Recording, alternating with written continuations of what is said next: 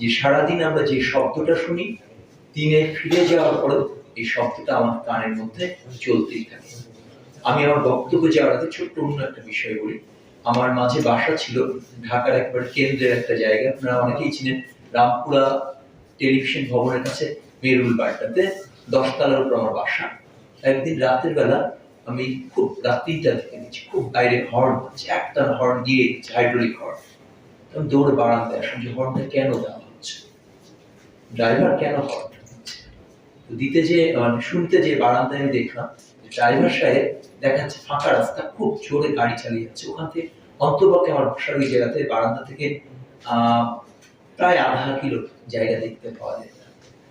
Driver ফাঁকা রাস্তা অত্যন্ত জোরে গাড়ি চালিয়ে যাচ্ছেন এবং কি বলবো মনের সুখে বলতে হবে যিনি হর্ন বাজাচ্ছেন।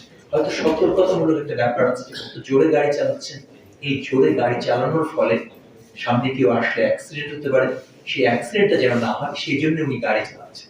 কিন্তু রাত 3টার সময় এবং 10 তলার উপর থেকে আমি সে শব্দে ঘুম ভেঙে বাইরে এসে দেখছি যে ঘটনাটা শব্দ দূষণ নিয়ন্ত্রণ বিধিমালা 2025-এর 4 নং বিধি অনুযায়ী হচ্ছে শব্দের আমাদের বিবেচনা করি।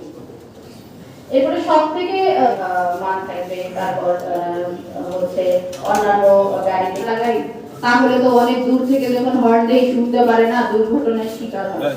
হাইড্রোলিক হর্ন বিক্রির স্থানে হচ্ছে একটা প্রকল্প আছে, আমরাও নিয়মিত হচ্ছে মোবাইল কোড করে থাকি, কিন্তু জরিমানায় কিন্তু সবকিছু বলবেন আমাদের স্বাস্থ্যগত বিষয়গুলো কি হয়। আমি এই পর্যায়ে একটু অনুমোদন থাকার ফলে কি হয় তাদের মধ্যে একটা ইরিটেবিলিটি বা বিরক্তি একটা মনে মনে থাকে যে কোনো কাজ করে শান্তি পাচ্ছে না। হ্যাঁ, তার আপনারা জানেন এটা কিন্তু খুব আপনারা জেনে অনেকে আমরা দেখতে পাচ্ছি এখানে বয়স্ক রোগীও আছে এবং এখন হচ্ছে রোগের কোনো বয়স নেই, যে কোনো বয়সে যে কোনো